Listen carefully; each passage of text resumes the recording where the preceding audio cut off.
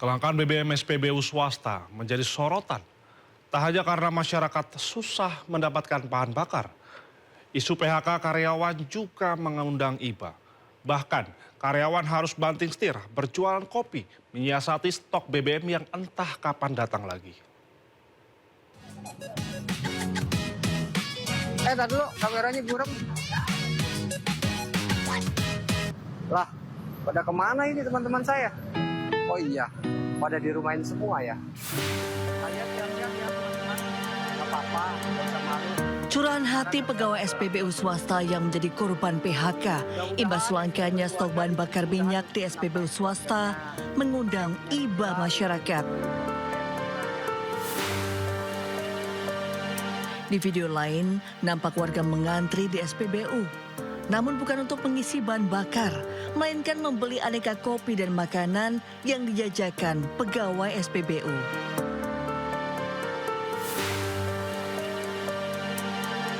Bagi para karyawan, banting setir jualan kopi bukan soal kreativitas.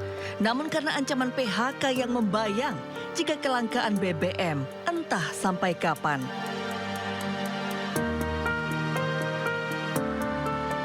Kelangkaan stok bahan bakar minyak di SPBU swasta terjadi sejak akhir Agustus 2025 dan masih terjadi hingga kini, seakan tak ada solusi.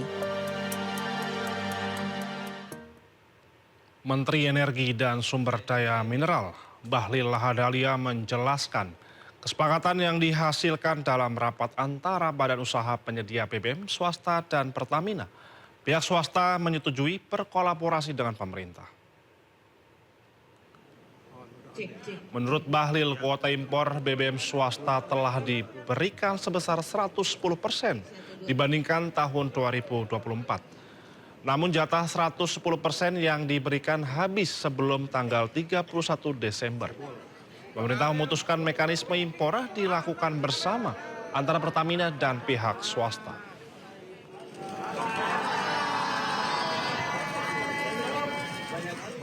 Teman-teman, saya ingin menjelaskan bahwa impor ini bukan satu pintu. Kuota impornya ini kan sudah diberikan 110% dibandingkan dengan tahun 2024. Contoh, kalau AKR dapat 1 juta kiloliter 2024, maka di 2025 itu ditambahkan 10%, berarti 1 juta 100 kiloliter. Dalam prosesnya ada kekurangan. Jadi kekurangan itu yang diberikan. Jadi nggak ada itu satu pintu mas. Ke Pertamina itu pakai kontrak spot atau ICP? Nanti B2B lah. Negara tidak boleh mengatur juga sampai teknis begitu.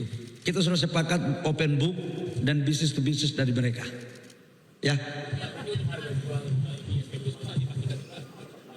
Stabil. Harga tidak ada kenaikan. Harga stabil tergantung harga ICP. Kementerian ESDM pastikan Pertamina akan jadi pintu utama dalam impor BBM satu pintu guna atasi kekosongan BBM di sejumlah SPBU swasta. Terkait hal tersebut, Kepala Staf Kepresidenan Muhammad Kodari menegaskan akan kaji kebijakan tersebut.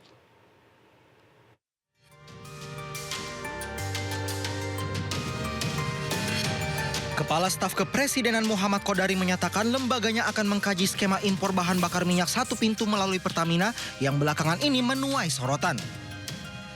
Kodari pun menilai setiap kebijakan lahir dari niat baik, namun isu impor BBM menyangkut masalah sosial yang kompleks dan melibatkan banyak kepentingan.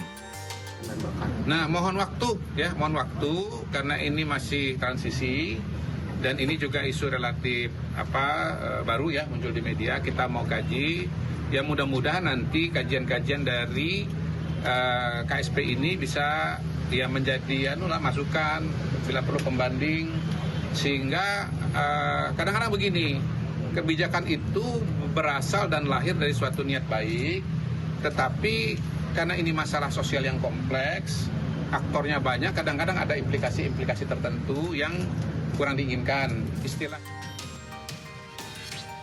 Sementara itu, Komisi Pengawas Persaingan Usaha KPPU dalam rilisnya menyebut kebijakan pemerintah bisa hilangkan pilihan konsumen dan bisa memperkuat dominasi Pertamina.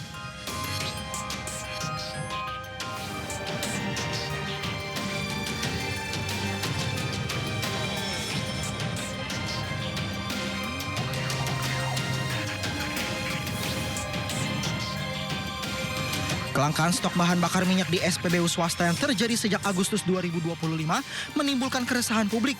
Kementerian Energi dan Sumber Daya Mineral menyebut SPBU swasta tidak mendapat kuota impor tambahan. Guna mengatasi masalah itu, Kementerian ESDM mengungkap Pertamina akan menjadi pintu utama dalam penerapan impor BBM alias impor satu pintu. Tim Liputan iNews melaporkan.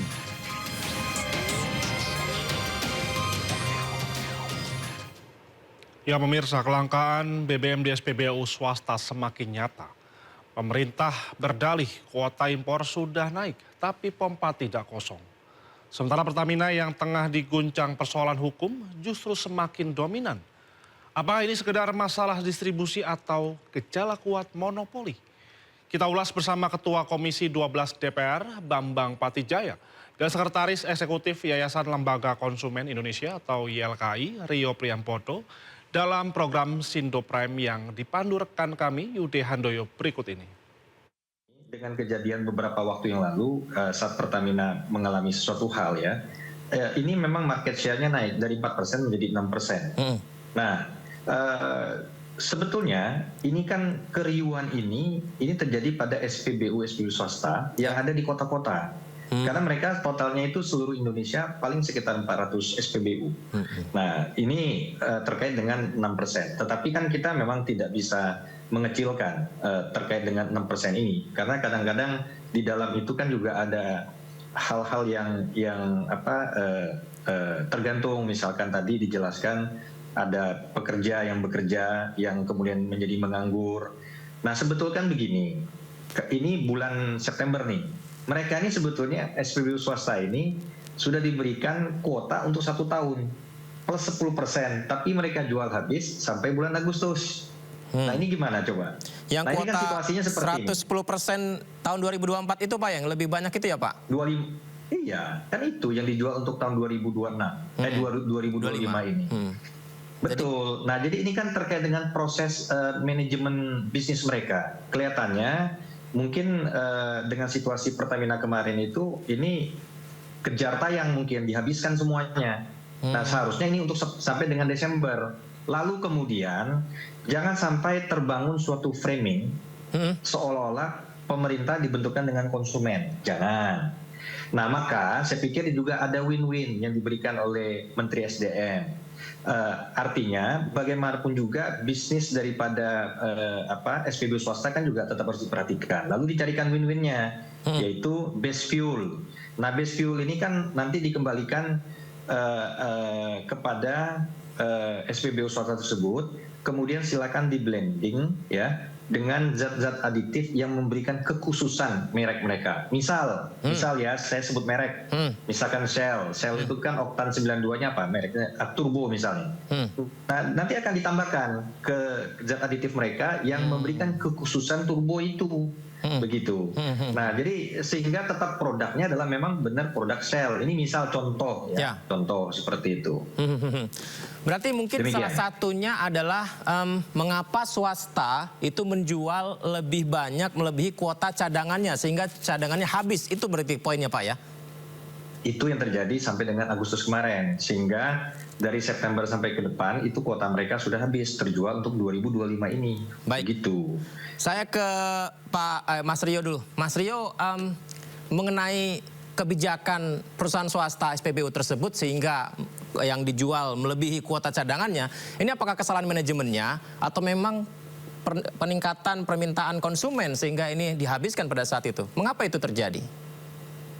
Ya, sebenarnya kalau kita lihat tadi juga dijelaskan oleh Pak Bambang bahwa sebenarnya kuotanya sudah dikasih 100 plus 10% gitu, terus habis di tengah jalan. Artinya gini ya, pemerintah itu juga mungkin nanti ke depan bisa mengintervensi soal pasokan juga. Jadi nggak cuma hulunya aja untuk membuka keran impornya, tapi juga saat distribusi atau penjualan kepada konsumen itu juga harus diperhatikan sehingga kejadian ini tidak berulang kali di tahun 2026. Nah ini kan yang ini di akhir 2025 kayak kejadian ini, sedangkan dari Januari sampai September ini sudah berjalan gitu. Nah, apakah nanti kuota impor ini hanya diberikan sampai sisa akhir tahun saja untuk menjadi tambahan, nanti di tahun ke depan akan mereka akan balik lagi untuk importir sesuai dengan importir mereka sendiri. Dan ini yang harus dipikirkan ini apakah solusi ini adalah solusi jangka pendek. Tapi bagaimana yang kita butuhkan sebenarnya sebagai konsumen adalah solusi jangka panjang. Sebenarnya bagi konsumen nggak peduli bahkan mereka beli di A, beli di B, nggak peduli. Sebenarnya prinsipnya dua. Beberapa kali saya ditanya teman-teman media bahwa prinsip bagi konsumen itu dua, adalah ketersediaan dan juga keterjangkauan. Barang-barang itu harus tersedia dan juga mereka harus terjangkau secara harga dan juga yang paling penting juga sebenarnya secara kualitas. Gitu. Kualitas itu juga standar. Harus barang itu sesuai dengan standar, baik dari segi kualitas dan juga dari segi kuantitas. Nah itu ini harus dijamin oleh pemerintah gitu. Jadi dari YLKS sendiri melihat bahwa tata kelola soal BBM ini harus dilihat secara utuh dari hulu hingga hilir, dari mulai importir, dari mulai distribusi sampai konsumsi bagi konsumen itu sendiri bagaimana, sehingga ini menjadi satu kesatuan full, sehingga nanti di tahun 2026 atau jangka panjang ini kejadiannya tidak terjadi lagi. Yang kedua sebenarnya mau sampaikan bahwa sebenarnya konsumen itu ada ruang untuk memilih, hak konsumen untuk memilih. Nah, ini yang harus dihadirkan oleh pemerintah. Bagaimana menghadirkan ruang pilihan bagi konsumen alternatif terkait dengan pilihan, sehingga yang disampaikan tadi apakah ini ada dugaan monopoli atau tidaknya itu terpatahkan, sehingga pemerintah hadir untuk mendistribusikan kepada yang pihak swasta dan juga pihak swasta juga sustain dan juga negara juga sustain, tidak rugi. Dan juga ini sebenarnya bagi konsumen ini adalah sebenarnya prinsip government to business atau business to business. Tapi yang terdampak adalah business to B2C, business to consumernya. Jadi konsumernya akan terdampak soal ini antara kebijakan pemerintah maupun hubungan business to business. Tapi yang paling terdampak dalam hal ini adalah konsumen tidak mendapat alternatif, konsumen tidak mendapatkan persediaan, dan itu menjadi catatan untuk 2026. Baik, Pak Bambang, ada hubungannya nggak Pak? Ini izin bertanya tentang apa yang terjadi di Pertamina beberapa bulan yang lalu soal adanya kasus Pertamax yang kasusnya juga sempat lama itu Pak. Ini ternyata dicampur, dioplos beberapa waktu yang lalu ya. Tapi ini juga sudah diselidiki begitu, sudah dicari penyebabnya, pelakunya dan sebagainya. Nah kemudian apakah ini mempengaruhi minat dari masyarakat konsumen untuk beralih ke yang di luar SPBU Pertamina Pak? Apakah ini juga ada pengaruhnya di situ Pak? Kalau soal itu saya kurang tahu dan saya tidak bisa menjawab. Karena itu kan yang bisa menjawab ya Pertamina lah. Kalau kita berspekulasi kan nanti repot, nanti menimbulkan suatu persepsi tertentu. Tetapi yang jelas memang ada pertumbuhan konsumen ya pada sisi SPBU swasta. Dari angka yang ada itu kan memang kelihatannya demikian. Nah, apakah ada korelasi ke arah sana? Saya nggak tahu. Ribuan porsi makanan bergizi gratis yang diterima sejumlah sekolah di Bangkalan, Jawa Timur basi dan tak layak konsumsi. Informasi selengkapnya usai jeda berikut, tetap di Indosiar.